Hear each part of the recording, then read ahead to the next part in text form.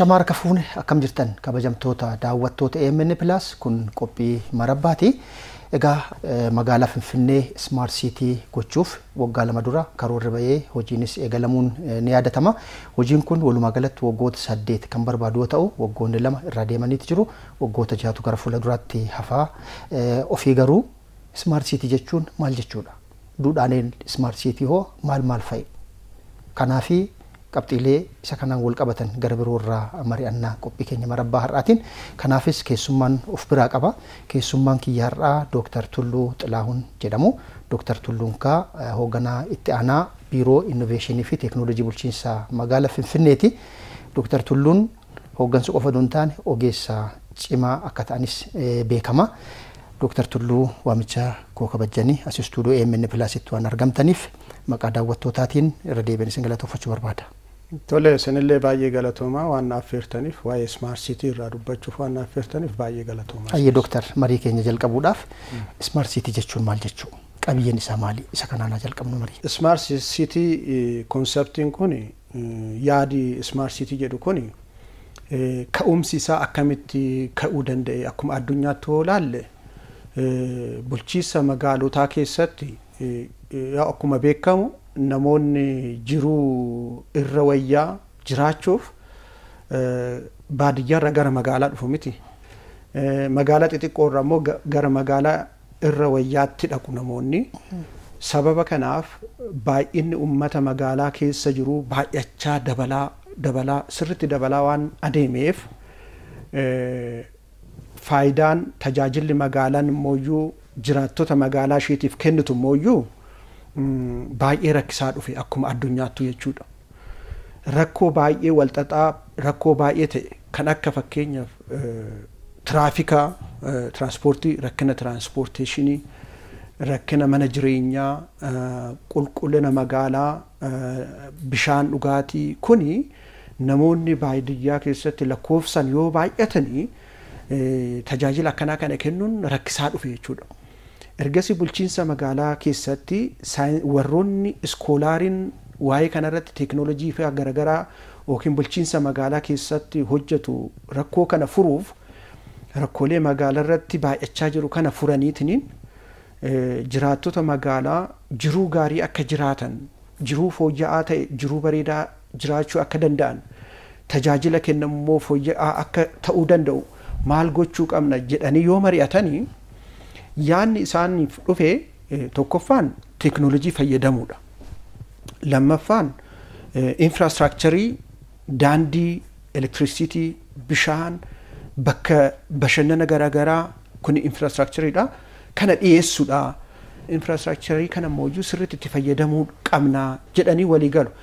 Yaanni kun lamaa jennaa walitti dhufe teekinooloojii fayyadamuu infraastrakcharii immoo sirriitti fayyadamuu kana fayyadamuun immoo jiraattota magaalaa jiruu gaarii ta'e jiruu fooyya'aa ta'e akka jiraatan gochuu jiraattota magaalaa qofa osoo hin taane keessummoota gara magaalaa dhufaniif yeroo gaarii akka dabarsan magaalaa sana irratti immoo akka gammadaniitiin yeroo dabarsan gochuuf wantoonni hojjetamuu qaban teekinooloojiin dhiyaachuu qaba. Kana yoo walitti fidanii yaada Smart City jedhu fidan jechuudha.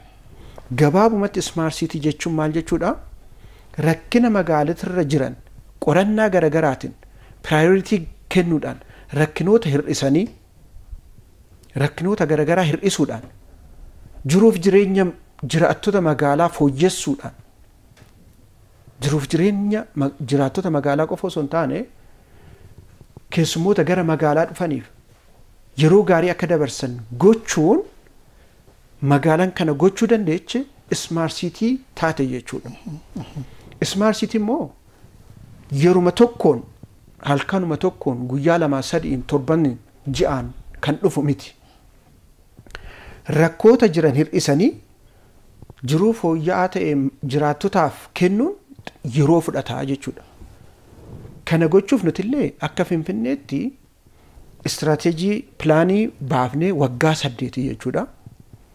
Qorattoonni 23 kan irratti hirmaatanii qorannoon kun istiraatiijiin kun Yuunivarsiitii Addis Ababa Saayinsii fi Teekinooloojiidhaan qoratame qorannaa kana namoota 23 keessaa irra caalan isaanii warroota PhD alarratti hojjetanidha.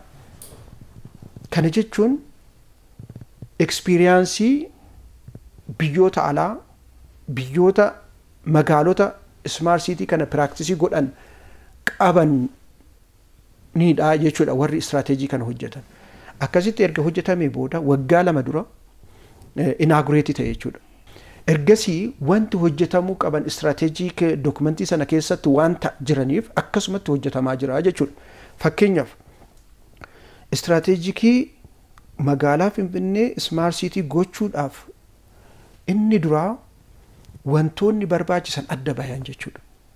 Kan ammoo execute gochuudhaaf fakkeenyaaf biiroon keenya kan uumame strategy kanarratti hundaa'eeti. Eenyutu execute godhaa kan jedhu kanarratti hundaa'eeti jechuudha. Yaada strategy kana keessa jiran rakkoo strategy kana keessatti adda bayan rakkoo kana ammoo eenyutu fura yoom furaman akkamitti furamuu qaba kan jedhu strategy sana keessa waan jiruuf biiroon innovationii teknoolojii bulchiinsa magaalaa Finfinnee kana hojjetaa jechuudha. Siistamiin garagaraa bulchiinsa magaalaa seektaroota bulchiinsa magaalaa keessa jiraniif fakkeenya bulchiinsa lafaa bulchiinsa manaa kaadaastarii kan wasaani kunatti jedhama hundumtuuyyuu teknoolojii isaanii barbaachisu qabaachuu qabu. Tajaajilamtoonni teknoolojiitti fayyadamaniitiin tajaajila kana manuma isaanii ta'anii argachuu qabu. Teknoolojii siistamoota garagaraa hundumtuuyyuu hojiirra oolchan namoonni qaaman dhaqanii hiriira guddaa hiriiranii tajaajila sana argachuun irra hin jiraatu. Bakkuma jiran ta'anii bakka hojii ta'aniitiin tajaajila argachuu danda'u. Fakkeenyaaf yoo ifaa fayyadamte kafaluu barbaadde bilbiluma keetiin kafalta bishaan bilbiluma keetiin kafalta bakkuma jirtu teessee jechuudha. Fuulduratti immoo e-commercein kan jedhu waan barbaadden bakkuma manuma kee teesseetiin hojjettaa bittaa kalarii isaa waagaa isaa gatii isaa ilaalte bittaa akkas gooteetiin teknoolojii seektaroonni hundumtuuyyuu teknoolojii isaan irraa eegamu hojiitti yoo galchan viizhiniin seektaroonni kun teechisan achiifi godhu jechuudha teknoolojii fayyadamuu isaanirraa. Kan biraan biiroon keenya waa'ee teknoolojii kana biiroo innovation teknoolojii bulchiinsa magaalaa Finfinnee ilaallata jechuudha. Siistamoota qofa osoo hin taane infraastiraakcharii ICT infraastiraakcharii kan jedhaman kan akka daataa seentarii kan akka neetwoorkingii seektaroonni hundumtuuyyuu neetwoorkii ta'uu qabu miti. Waradaan meeqa qabna 19 sabsiitii immoo kutaa magaalaa 11 kun hundi wal qunnamuu qaba. Duraa waradaa neetii kan jedhamutu jira amma immoo siitii neetiitti guddisneera jechuudha. Waa'ee smart city jechuun maal jechuu akka ta'e naa kaaftaniiti jirtu. Smart city'n gabaabinaan jiruuf jireenya hawaasa magaalaa salphisuu hammayyoomsuu akka ta'e hubannoon fudhatamuu ni danda'a. Garuu immoo duudhaaleen smart city maalidha? Duudhaalee jechuun smart city values jedhamanii kan adda bayan saayinsiidhaan maal fa'i kan jedhu irraa kaafnee gara boodaatti immoo itti bal'isaa deemna jechuudha. Smart city istiraatejii dura dubbadhe san keessatti viizhiniitu jira, goolii achiivii goonutu jira, miishinii garagara jira, duudhaaleetu jira mooyyuu vaaliyuus kan jennu. Kana hunda vaaliyuu beeknan, goolii beeknan, miishinii beeknan, viizhinii beeknan waggaa teechisne sanitti achiivii gochuu dandeenya. Duudhaan smart city keessaa tokkoffaan itti fayyadamuu teknoolojii. Lammaffaa kollaaboreeshinii kan jennu seektaroonni hundumtuuyyuu wal gargaaruu qabu. Smart city'n biiroo tokko qofaa miti kan hojjetu. Seektaroonni hundumtuuyyuu wal gargaaruu. Sustainability valuudha. Sustainability irratti hojjechuu. Sustainability jechuun itti fufiinsa qabaachuu. Wanna gaarii tokko hojjenne wanti gaariin sun itti fufiinsa qabaachuu qaba. Valuun isa biraa immoo resilient kan jedhamu. Resilient jechuun immoo maal jechuudha? Rakkoon tokko hoo jiraate rakkoo sana dandamatanii itti fufiinsa qabaachuu. Fakkeenyaaf dhibeen akka koovidii yoo dhufe tajaajila kennuun sababa koovidiitiin adda kutuun qabu itti fufiinsa qabaachuu qaba. Teknooloojiitti gargaaramee tajaajilli itti fufuudha qaba jechuudha. Eeyyee riziiliyentii magaalaa riziiliyentii taate magaalaa rakkoo dandamattee tajaajila kennisiisu itti fufsiisuu dandeessu. Sustainability yoo jennu immoo yeroo dheeraaf kan turu. Teknooloojii fayyadamummaa teknooloojii siin jedheera wal gargaaruu siin jedheera. Wal gargaaruu yoo jennu seektaroonni bulchiinsa magaalaa keessa jiraatu wal gargaaruu tokko tokkoof inpuutii ta'a. Aadaa hojii guddisuu kan biraa wal gargaaruu yennaa jennu seektaroota magaalaa Finfinnee keessa jiran qofa osoo hin taane ministeera gara federaalaatti civilized kan ta'e yaada civilized ta'e wal gargaaruu teknooloojii inni tokko qabu tokkoof transferii gochuu teknooloojii transferiin vaaliuudha jechuudha. Sustainable, resilient, technology transfer, collaboration wanniin akkanaa kuni smart city advocate kan goonu jechuudha. Vaaliuudha jechuudha. Kana yoon goone smart city dhugoomsuu hin dandeenyu jechuudha. Akka individual jechuudha. Akka dhuunfatti illee namoonni cultural working keenya jijjiiramuu qabu. Civilized ta'uu qabu. Reasonably community reasonably ta'uu qabu jechuudha. So kuni value smart city keessaa duudhaalee smart city jechuudha. Egaa maalummaa smart city achi keessatti immoo faayidaa smart city'n qabaatu hawaasa tokkoof magaala tokkoof biyya tokkoof ittaan sun immoo duudhaalee smart city naaf kaaftaniiti jirtu. Meegaa kana wajjin wal qabatee egaa akkuma jalqaba irratti kaafne magaalaan Finfinnees hojii smart city yookaan immoo adeemsa smart city ta'uu kana jalqabdeeti jirti. Waggaa 2 dura eegalte karoorri isaa kan olii gala waggaa 8 waggaa 2 irraa deemeeti jira. Waggaa 6 fuulduratti argama jechuudha. Guutumaa guutuutti smart city ta'uudhaaf adeemsa gammaatti deemame magaalaa Finfinnee smart city gochuudhaaf maal fakkaata? Naasir gaafii baay'ee bareeda na gaafatte. Yennaa strategy plan sana hojjennu road map qaba. Road map jechuun maali? Yennaa hojii sana jalqabnu eessa jirra akka Finfinneetti eessa jirra? Waggaa 1 booda eessa geenya? Waggaa 2 booda eessa geenya? Waggaa 8 booda eessa geenya? Waggaa 8 irratti visionii teechisne san. Visionin keenya magaalaa Finfinnee resilientii taatee sustainability taatee technology oriented taatee human centric kan namoota irratti kan namoota ilaallatu namoota kan gargaaru resilient human centric technology oriented city uumuu waan ta'eef waggaa 8tti gaafa waggaa 8 geenyu visionii kana dhugoomsuu keenya laalla dhugoomsinaan revise goonamoo Finfinneen akka Afrikaatti raankiin ishee tokkoffaa haga baatutti akka Afrikaatti tokkoffaa akka baatutti haga addunyaatti immoo raankii fooyya'aa akka baatutti visionii keenya jijjiirannee evaluate goona. So akka road map kanatti gaafii keetitti deebi'uudhaaf waggaa 2 jechuun baay'eedha jechuudha waggaa 2 jechuun. Tokkoffaan yennaa jalqabnu sana smart city'n wrong perception'itu jira. Ilaalcha garagaraatu jira. Ilaalcha wrong perception'i ta'an wrong perception'i jechuun ilaalcha dogongoraa jechuudha. Yennaa smart city haasofnu waa'ee smart city haasa'uun dura namoonni ilaalchi namootaa jijjiiramuu qabaa jedha namni tokko tokko jechuudha.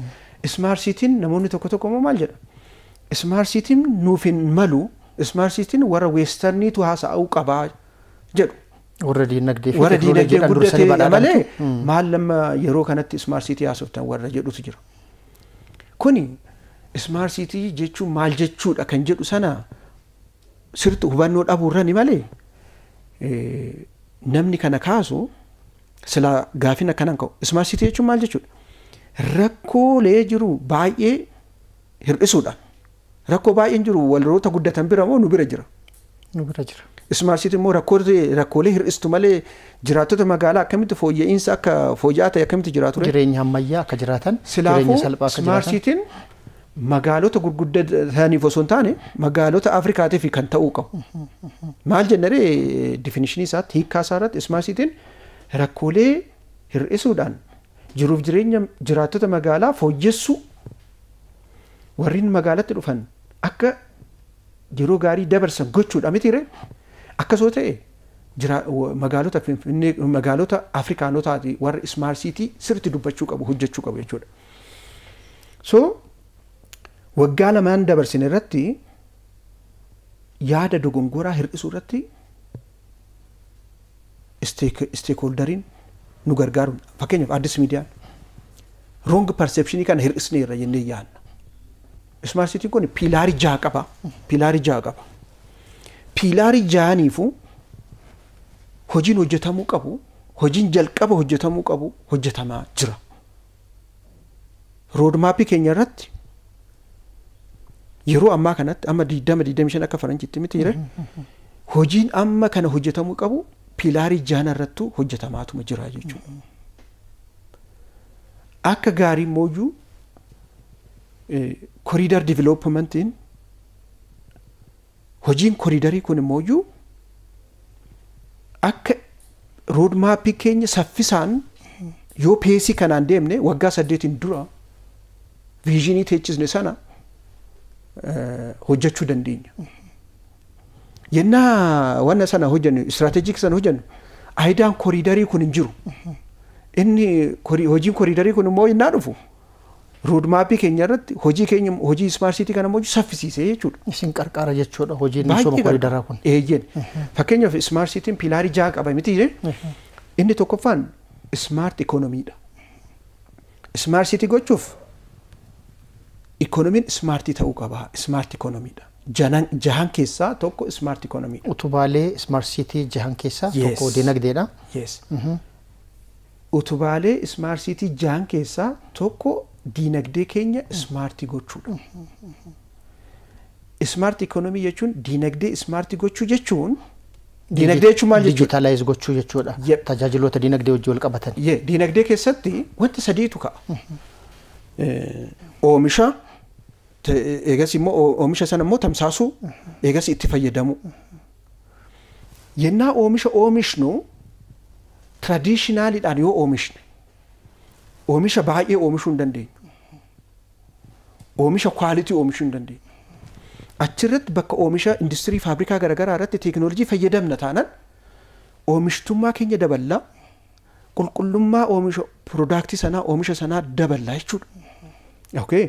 Tajaajilli fakkeenyaaf teekinooloojii yoo fudhanne keessaa tokko production keessatti small robotics robotii xixiqqoo yaaduu dandeenya. Robotii artificial intelligence'n embedded ta'e robotii xiqqaa tokko osoo yaadne oomisha keessatti roobota oomishantu waan tokko asii kaasee achi geesse kaadha assembling fakkeenyaaf makiinaa yennaa assembly godhu namoonni haga assembly godhan osoo robotii garaagaraa hojiitti galchine dafanii assembly godhanu kwaalitiidhaanii kan dibuus kan hidhuus robotii waa ta'e dafaniiti. Kun immoo waan kompleksii waan hin danda'amne miti waanuma danda'amu. Kun robotiin wanta salphaadha jechuudha amma itti adeemamaa jiru. Ikonomii kana bakka production bakka distribution sin jedhee fi bakka consumptionitti fakkeenyaaf e-commerce fayyadamuun teekinooloojiidha. Distribution keessatti jechuudha. Recommender systemii garaagaraa sistemoota garaagaraatu jira dinagdee keenya hammayyeessuuf. Dinagdee keenya hammayyeessuuf immoo infrastructureetu jira. Karaan fakkeenyaaf daandiin konkolaataa babal'achuun daandiin miilaa loojistikii kanaaf mijuu kennaa distributionii kana nu hammayyeessa jechuudha. Kuni smart economy'dha yookiin dinagdee keenya hammayyeessuudha. Smart economy kanarratti seektaroota akka faayinaansii, galii, daldala, biiroo daldala Finfinnee kuni stakeholderoota. Galiin teekinooloojii qabaachuu qaba, faayinaansiin teekinooloojii qabaachuu qaba, daldalli biiroon daldalaa teekinooloojii qabaachuu qaba. Isaan hundumtuu teekinooloojii ofii isaanii barbaachisu qabaannaan smart economy'n improve gochaa deemaa hammayyaa deemaa jechuudha.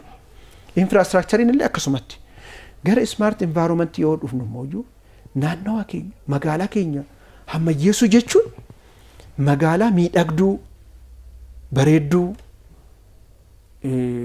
aayidiyaa garaagaraa amma fakkeenyaaf ka hojjetamaa jiru jechuudha. Koriidarri kuni smart economy wajjin illee wal qabata, smart environment wajjin illee wal qabata, kan biraa wajjin illee wal qabata. Dhumarratti nan kaasa. Magaalaan daandiin ishii public space qabdu, parkingii garaagaraa qabdu, smart environmentidha. Smart kuni akka infrastructureetti ilaalamuu qaba. gara teekinooloojii smart environment gochuuf naannoo keenya ammayyeessuuf wantan amma tuttuqe kun akka infrastructure toolaalle teekinooloojiin illee jira. Fakkeenyaaf liquid waste management system dhangala'aa balfa dhangala'aa ta'e akkaataan isa mancaasan teekinooloojiitu jira. Liquid waste management systemii garaagaraa jira. Solid waste managementu jira. Systemii jechuudha. Electronics waste managementu jira. Electronicsii garaagaraa bakkuma barbaannetti gatu fuulduratti dhibee akka kaansarii kan afaan nu qabsiisa. Electric vehicle konkolaataa elektrikaan hojjetu advokeetii goonee jira miti akka magaalatti.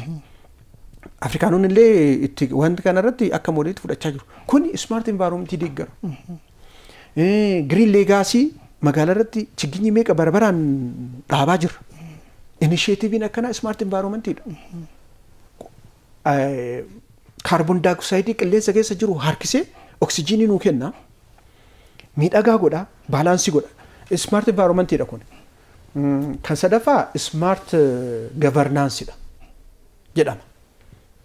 Smart governance keessatti smart people kan smart governance kuni smart city keessatti akka jiraattonni magaalaa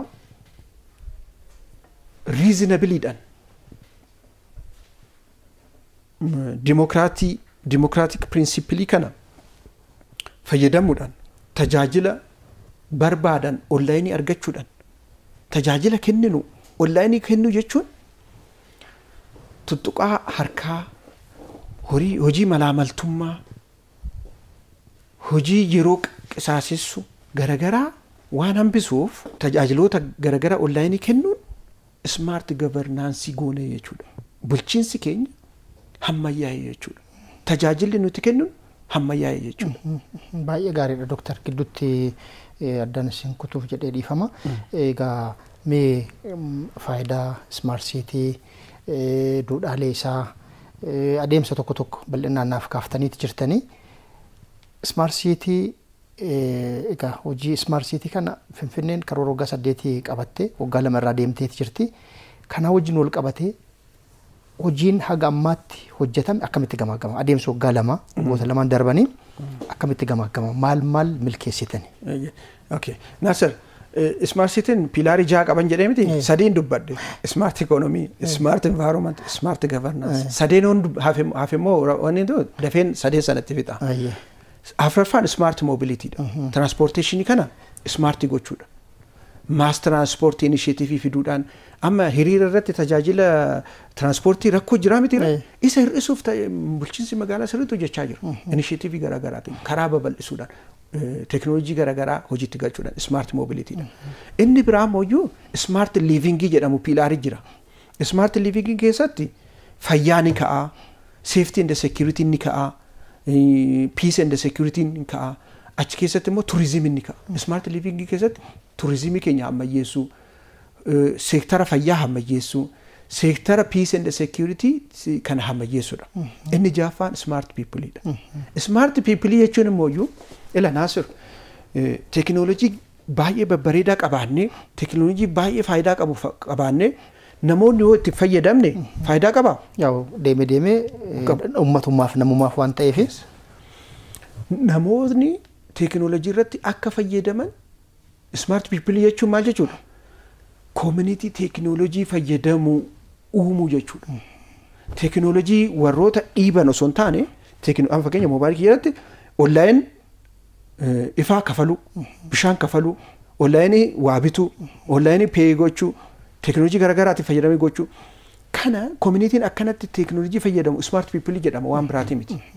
Kanaaf gizee garaagaraa stakeholderoonni smart people immoo miidiyaa, mana barumsaa garaagaraa, workshooppii garaagaraa, eventii gochuu dhiyeessuudhaan amma miidiyaan namoonni akka teekinooloojiidhaan fayyadaman amma kunumtuyyuu namoota kakaasa. Namootni teekinooloojii irratti akka jaalatan godha. Smart people jechuun community reasonably ta'e uumuu jechuudha. Community reasonably jechuun waan barbaachisu seera qabeessa gaafatu. Waan rakkoo jiru irratti engagementii uumee yaada kennee wanta hojjetamu appreciate godhee wanta dabalamuu qabu immoo dabalee qaama ilaallatu uumuu jechuun civilized community uumuu jechuun smart people jechuun isa jechuudha. Jaafaan isa. Amma gaafii keetitti immoo iyyuu deebi'uudhaaf seektaroonni amma pilaarii utubaalee kana keessa seektarootatu jira. Hundumtuyyuu akka gaariitti deemaa jira. Akka evaluation keenyatti akka gaariitti deemaa jira. Assessmentiin hojjennu qofaanii miti akka gaariitti deemaa jira kan jennu. Addunyaan illee dhugaa ba'aa jiru. Fakkeenyaaf yaa miidiyaa irratti illee deemaa jira miti.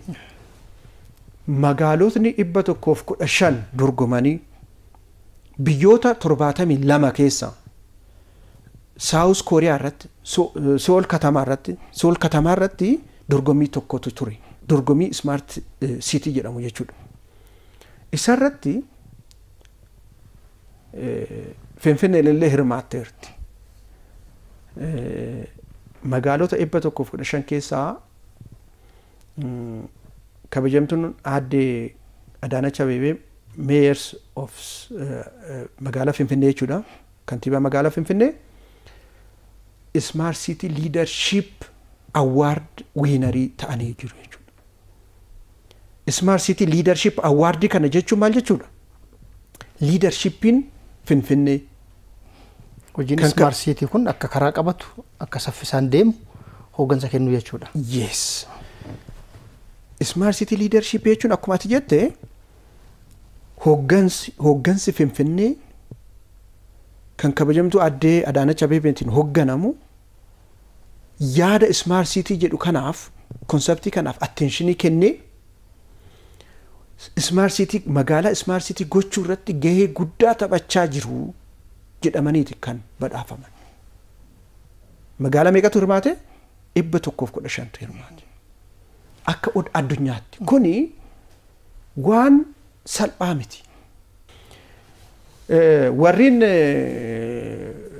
komitee ta'anii awwaardii kana kennuuf hirmaatan namoota gurguddoodha. By the way, UN keessatti kan hirmaatan jeneraal UN kan turan profeesaroota yuunivarsiitii beekamoo kontribuushinii guddaa magaalota irratti warreen qabantu hirmaateetiin magaalota kana kiraayiteriyaa teensiseetiin filate malee wanna beekamuun filataman malee waanuma si jaalataminaan kan ta'e miti jechuudha. Kuni awwaardii guddaa waan ta'eef. Kan biraa akka Afrikaattuyyuu dhiyeenya kana ji'a 2 dura Keeniyaatti kan ta'e Finfinneen Smart City recognition argatteerti akka Afrikaatti illee jechuudha. Fuulduratti immoo African Smart City Forumii Finfinneen hostii ni goote jechuudha. Progressiin isaa seektaroota garaagaraa illee evaluetii godhamaa jira. Wanni guddaan maal jechuudha? Tajaajila seektaroonni biiroon tokko, eejensiin tokko, koomishiniin tokko tajaajila kennu kan kaleessarra fooyya'eera, kan bara darberra fooyya'eera. Akkamitti fooyyesse teekinooloojii fayyadamoo fooyyesse kan jedhu jechuudha. Akkasitti olaadhu bakki nuti jirru amma bakka gaarii jirra jechuudha. Koriidariin akkuma duratti si kennamu wanta kanaaf recognition akka addunyaatti akka Afrikaatti arganneef koriidar developmentiin kun gahee guddaa taphate jechuudha. Sababni isaa koriidarri Smart City pilaarii hundumaa waan tuttuquuf jechuudha. Innaa bakka gaarii jirra jechuuf Naasir. Baay'ee gaariidha Dooktar.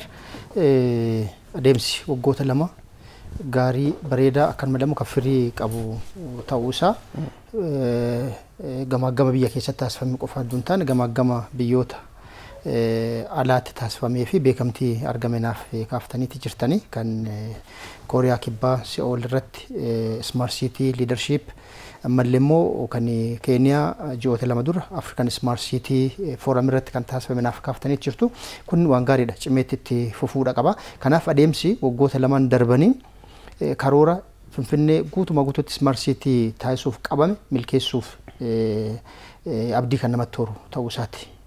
Kan biraa asirratti siin dabaluu fi Finfinneen Smart City kana magaalaa mijattuu taate gochuu irratti kan magaalaa Finfinnee qofa miti. Magaalonni second level city biyya keenyaa dhufanii experience fudhachaa jiru. Baay'ee gaariidha Dooktar. Egaa qabataman hojiin magaalaa Finfinnee Smart City gochuuf hojjetamaati jiru. Bu'aa akka argamsiisaati jiru daawwattoonni keenyas hubannoo gaarii argachaati jiru jedheen abdadhaa. Hojiin qabatama lafarratti hojjetamaati jiru hojii gurguddaa ta'uu isaati. Haa ta'uutii malee hojii lafarratti hojjetan kanaan dabalatatti hawaasa waan hojjetamaa jiru kana hojii magaalaa Finfinnee Smart City gochuuf hojjetamaa jiru dhamaatii dadhabbii kana hawaasa hubachuu danda'u. Hawaasa ammallee waan kana fudhachuuf fedhii qabu.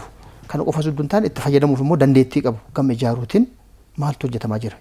Hojiin hojjetamaa jiru kun hawaasumaaf akka ta'e hubannoo guddaa yeroo irraa yerootti hubannoo guddaa argataa jiru jechuudha.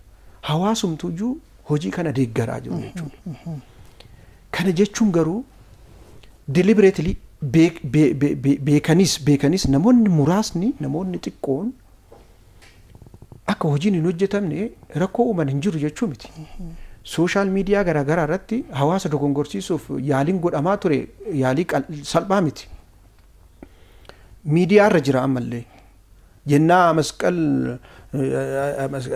masqala addabaabayii kana hojjennu miidiyaadhaan dhaabanii hojii kana hojii uummataaf ta'uu miti akkas jedhanii rakkoo uumuuf teechisanii sirriitti adeemamaa ture miti yennaa sana. Mootummaan garuu hawaasa hirmaachisaa bulchiinsi magaalaa hawaasa hirmaachisaa akkasii miti akkanatti hojjetame jecha amma underground paarkingii sana namni fayyadamu naannoo sun akkasitti bareedee yennaa hojjetamu public space yennaa ta'u namni gaafa sana rakkoo ta'uuf dubbii akkasii hojjete sun arra amma afaan baasee dubbachuu danda'a?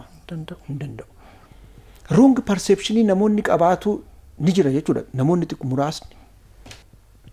Warri East Africa nurraa waa eegu nurraa waa barachuuf nu eegu warri Afrikaa nurraa waa barachuuf nu eegu magaalonni Afrikaa nurraa waa barachuuf eegu. Kanaaf jecha hawaasa hirmaachisneet rakkoo furuuf hojiin hojjetamnu hundumtuu akkuma asiif achitti namoonni tokko dubbatan osoo hin taane qorannoon qoratamee feasibility analysisiin hojjetamee professionaalonni garaagaraa itti hirmaatanii yuunivarsiitoonni garaagaraa itti hirmaataniit hojiitti galama. Koriidara irratti namoonni ala bulanii miti ka hojjetan farqaan halkan haga sa'a 8 hojjetanii ganama immoo biiroo seenanii miti ka hojjetan. Akka gaarii kan ta'e amma maayinni seete Naasir ummanni bulchiinsi magaalaa kun akkamitti akka hojjetaa jiru ummataaf galeera. Bulchiinsi magaalaa immoo rakkoo xixiqqoo ka'eef jecha hojii hojjechuun dhiisu. Namoonni ummata burjaajessuuf dubbii garaagaraa kaasanii turan miti kana dura akkuma reefu kaase.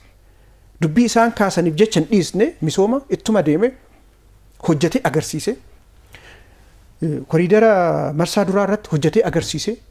Kan lammaffaallee akkasuma kan lammaffaa irratti illee namni tokko waan tokko kaasuu danda'a. Kunis hawaasumaaf akka ta'e namoonni misooma kanaaf ka'an kabajaadhaan ka'anii kabajaan bakka isaaniif malu teechisanii waan isaan dubbatan miidiyaa irratti ni mul'ata jechuudha. Isaani warri fiidbaakii kennu. Isaani warri rakkoo wajjin mari'atame rakkoon akka furmaata argatu godhe. Isaani warra bulchiinsi magaalaan kun akka misoomsu kan barbaade hawaasa waanuma hawaasni barbaadu hojjetamaa jira. Kana jechuun wanni hundumtuu rakkoon hin jiru 100% chaalenjiin hin jiru jechuu miti. Akka Itoophiyaatti akka magaalaatti akka young generationitti namoonni keenya ijoolleen ol guddachaa jirtu saayinsii fi teekinooloojii innoveetarii ta'aniitiin rakkoo magaalota Itoophiyaa rakkoo magaalaa Finfinnee rakkoo biyya keenyaa furanii impaaktii uumanii Afrikaafillee bileesingii ta'uu qabu. Afrikaafillee hojii kennuu qabu malee fakkeenyaaf Istooniyaan yennaa Raashiyaa irraa indipendentii taate gara tajaajila onlaayinii gochuu irratti jechuudha. Rakkoo keessa turaniiti by the way percentii 99.9 tajaajila isaanii onlaayinii kan godhan. Hawaasa Smart City kanaaf hubannoo qabu fedhii qabu ammoollee dandeettii isa baadhachuu itti fayyadamuu qabu gama oomuutiin hojiin hojjetamaa jirus bu'aa argisiisaa jiranaan jechaati jirtan. Eeyyen ilaa asirratti dabaluu fi amma yoo laalle randomly assessmentiin hojjetamee jira by the way. Addis Media Network fi biiroon keenya assessmentii hojjetee jira impaaktii. Kanaaf bu'aan isaa maal fakkaata? Bu'aan hawaasni iyyuu akkamitti qayyabachaa jiru kan jiru. Persentiin argame gaariidha. Progressiin gaariidha. Ilaalchi dogongoraan hir'achaa deemaa jira. namoonni hammayyaa civilized ta'a yaada akkuma biyyoota guddatanii jechuudha. Namoonni guddatan bara reasonablyidha waan isaan kennan. Nus akkas ta'uu qaba. Kana mul'isa. Kan biraa amma wanti uumame hawaasni qayyabannaan hawaasaa dabalaa jira. Hubannoon hawaasaa dabalaa jira. Magaalaa hammayyeessuu irratti deeggarsi hawaasaan kennamu dabalaa jira. Reasonable community uumamaa jira. Hunda caalaa transformative leader kan jedhamu servant leader kan jedhamu uumamaa jira jechuudha. 100% dha jechuun miti kun. Bakka tokkotti namoonni tokko tokko hojii irraan eeggamne jiraattonni tokko tokko hojii irraan eeggamne waan xiqqoo xiqqoo hojjechaa jiraachuu danda'u. Garuu amma yaadni amma jiru istaandiin bulchiinsa magaalaa istaandiin jiraattota magaalaa jiru transformative leader yoo ta'uu hin dandeenye bootaa gadhiisuu qabdaa. Servant leader yoo ta'uu hin dandeenye gadhiisuu qabdaadha kan jiru. 100% servant leaderidha 100% transformative leaderidha jechaan jiru. Garuu sana ta'aa jira. Hogganoonni bulchiinsa magaalaa kantiibaa irraa eegalee kaabinee irraa eegalee wanti hojjetamaa jiru amazingidha waan ta'e jechuudha. Really kanaaf smart city leadership awarding kan kennameef transformative leaders servant leader uumamaa jira. Yeroo muraasa immoo percentiin dabalaa jira. Kompitantii ta'aa jira liideriin kompitantii ta'aa jira jiraattonni akkasoo goone magaalaa keenya smart city goone dorgomtuu akka taatu Afrikaa keessatti number 1 akka taatu hojjannaa jechuudha. Baay'ee gaariidha. Gara xumuraatti deemaati jirra. Yeroo nu daangessaati jira waan ta'eef Dooktar silaa kana caala mari'annee hubannoo kana caala dhaggeeffattooti keenya ni argatu jedheetti abdadha. Haa ta'uuti malee dubbii hagammaatti dubbanne irraas wanni salphaan waan hubatamu natti fakkaatu Dooktar. Gara xumuraatti hojiin bareenni kun hojiin gaariin kun hojiin addunyaa hammayyaawaa keessa biyya jirtu tokko hojjechuu qabdu kun akka galma ga'uuf akka fiixa bayuuf yeroo silaa isin karoorsitanii asitti yookaan immoo yeroo sanattis taanaan dafee akka xumuramuuf eenyurraa maaltu eegama kan jedhu dogoolamne jedheen. Gaafiin kun eenyurraa maaltu eegama gaafii baay'ee barbaachisaa. Nama tokkotti rakkoo isaa himuuf quba qabuun baay'ee salphaadha miti. Anarraa maaltu eegamaa? Fakkeenya namni tokko yennaa hojjetu waa balleessa isaa sana ol guddisanii haasa'uurraa goosippii gochuurraa wanti inni baay'ee hojjete immoo haasa'u eegas immoo wanti inni sirreessuu danda'uu qabu sirreessuun itti himuun appirisheetii goonee jalqabuun waan gaariidha. Akka dhuunfatti nu hundarraayyuu wanni eegamu misoomni magaalummaaf misoomni biyyaaf misooma irratti misooma dura dhaabbannee rakkoo ta'uudha moo misoomaaf kontribiutii gochuudha.